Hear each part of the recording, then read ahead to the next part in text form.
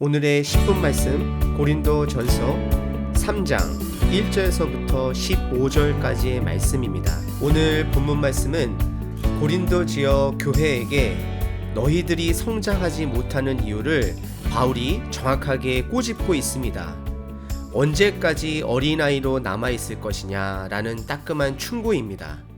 오늘 바울의 충고가 주님의 사랑 안에서 저와 여러분에게, 그리고 우리가 함께 섬기고 있는 이 교회 앞에 비춰보시기를 바랍니다. 오늘 본문 말씀의 배경은 고린도 교회가 리더들을 두고 당파를 만들어 서로 질투하면서 한마음 되지 못하고 다투는 분쟁에 대해서 계속 다루고 있습니다. 1절에서 5절까지는 성장하지 못하는 고린도 교회의 문제점을 지적하고 있습니다. 1절 중반에 보시게 되면 육신에 속한 자, 곧 그리스도 안에서 어린아이들을 대함과 같이 하노라 라고 이야기를 하고요.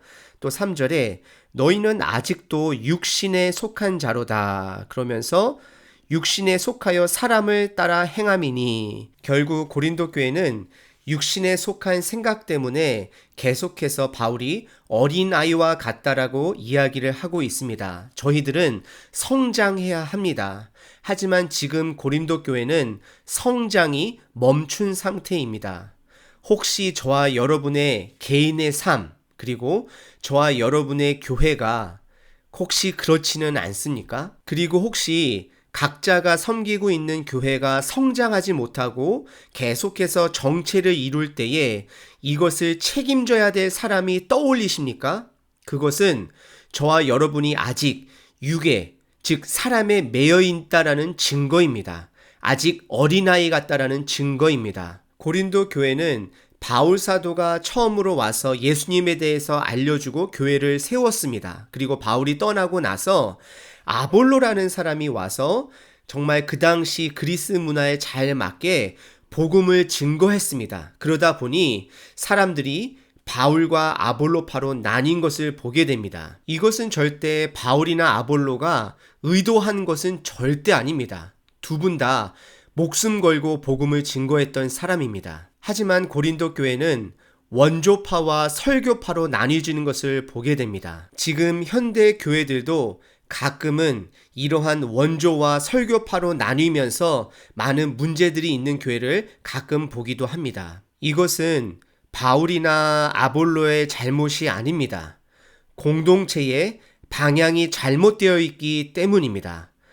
바울, 아볼로, 목숨 걸고 정말로 최선을 다한 사역자들입니다. 현대 교회에 우리 목회자분들께서 정말 최선을 다해 복음을 전한다라고 생각을 합니다. 그럼 무엇이 문제일까요? 다시 한번 말씀드리면 방향이 문제인 것입니다. 일단 어떤 방향이냐는 자세한 부분은 좀 끝부분에 가서 다시 다루도록 하겠습니다. 5절서부터 9절까지는 리더들, 목회자들의 역할은 무엇인가에 대해서 다루고 있습니다. 5절에 보시게 되면 그런즉 아볼로는 무엇이며 바울은 무엇이냐 중요하지 않다라고 이야기를 하고 있습니다. 6절을 보시게 되면 나는 심었고 바울이고요, 아볼로는 물을 주었을 때 오직입니다. 하나님께서 자라나게 하셨다라고 이야기를 합니다. 그러면서 다시 한번 7절에 오직 자라나게 하시는 이는 하나님 뿐이다라고 못을 박고 있습니다. 우리 목회자들은 내가 주인인 공동체를 만드는 것이 아닙니다. 목회자들만을 통해서 성장하는 교회를 만들어서는 안 됩니다. 다시 한번 말씀드리겠습니다. 목회자만을 통해서만 성장해야 되는 교회를 만들어서는 안 됩니다. 이 말이 조금 이상하게 들리실 수 있는데요. 리더는 심었고 물을 주는 역할이라고 합니다. 열매에 상관없이 청지기로서 그것을 꾸준히 해야 된다라고 합니다. 오직 하나님께서 자라나게 하신다라고 분명하게 성경에서 말하고 있습니다. 다시 한번 말씀드립니다. 목회자들만을 통해서 성장하는 교회라면 그 교회는 건강한 교회가 아닙니다. 하지만 지금 우리들의 교회의 영적 성장 구조는 꼭 목회자들만을 통해서 성장을 하는 구조를 가진 교회들이 대부분의 교회들인 것을 보게 됩니다. 또 성도님들도 목회자가 없으면 성장을 못한다라고 생각하는 것도 대부분의 성도님들의 생각입니다. 분명히 목회자가 성경 말씀을 연구하고 무엇이 잘못된 것이고 무엇이 올바른 길인가를 정확하게 가르쳐야 합니다. 하지만 동시에 그것을 성도님들이 구별할 수 있도록 무엇이 올바른 것이고 무엇이 복음이 아닌가를 구별할 수 있는 공동체를 만들어야 합니다.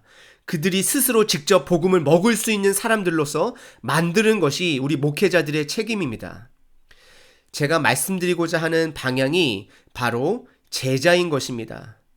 그것이 바로 예수님께서 3년 동안 복음을 증거하심과 동시에 동일하게 제자를 만드신 것의 삶을 투자하시고 헌신하신 것입니다.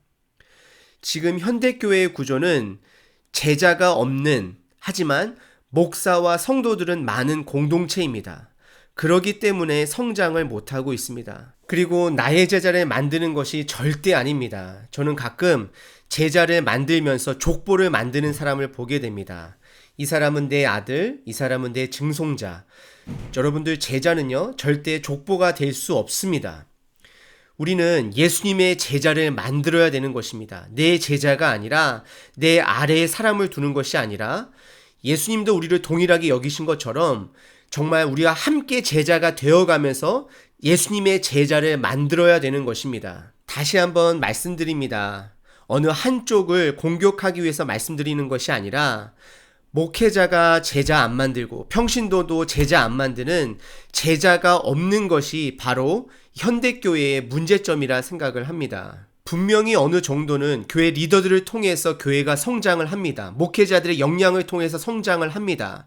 하지만 그 성장의 영향력은 인간적인 영향력이고 육적인 영향력이고 어린아이의 성장과 같은 정체된 교회로 갈 수밖에 없는 구조인 것입니다. 그래서 대부분의 많은 사람들이 교회를 성장하기 위해서는 좋은 목회자를 찾아야 된다라고 생각을 하고 있습니다. 어느 정도는 동의합니다. 하지만 그것은 제한된 성장인 것입니다.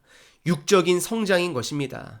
영적으로 성장하려면 목회자나 평신도나 동일하게 제자를 만들어야 합니다. 그리고 10절서부터 15절까지는 사역자들의 평가에 대해서 나오고 있습니다. 10절에 사역자는 터 위에 집을 짓는 건축자와 같은 역할을 해야 된다라고 이야기를 하고 있고요.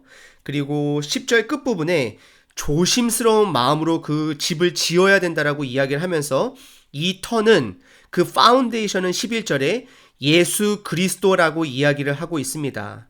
그러면서 13절에 보시게 되면 하나님이 심판할 때가 오게 되면 그 사역자의 방향이 올바르게 되었는지 안 올바르게 되었는지에 따라서 불을 통하여서 그들의 공적이, 그들의 성과가 불에 탈 수도 있고 남아 있을 수도 있다 그러면서 목회자들의 평가는 성도가 아니라 하나님께 있다라고 말씀을 하고 있습니다. 목회자분들께서는 저를 포함해서 이런 질문을 스스로에게 던져 보셔야 합니다. 나로 인해서 교인 수가 늘어나고 나로 인해서 교회가 안정이 되어지고 나로 인해서 어떠한 어려운 사건들이 해결되어지고 나로 인해서 만들어지는 일들은 15절에 그 공적, 나로 인해서 일어나는 모든 것이 불을 타면 없어지면 해를 받는다라고 이야기를 하고 있습니다. 내가 목회자이던 내가 평신도이던 우리는 제자를 만들어야 합니다. 이것이 교회가 성장하는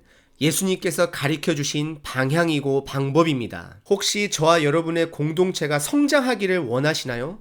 정말 하나님께서 원하시는 성장을 이루시기를 원하시나요? 그러면 제자를 만들어내셔야 합니다. 마지막으로 사도행전 6장에 나오는 스데반 집사님을 이야기로 마치겠습니다. 스데반 집사님은 성경에서 처음으로 사도들 이후에 교회에서 세운 7명의 리더 중 한 명이었습니다. 어느 날 헬라 문화에서 자란 과부와 유대의 과부 사이에서 배식 문제로 그 당시도 참 먹고 사는 문제가 컸던 것 같습니다. 음식 문제로 큰 다툼이 있었습니다. 그래서 사도들은 말씀과 전도로 바쁜 가운데 그것에 집중하기 위해서 7명의 리더들을 이러한 행정적인 문제를 해결해 줄 사람을 뽑았습니다. 하지만 여러분들, 이 스데반 집사님의 사도행전 7장의 설교를 한번 읽어보십시오.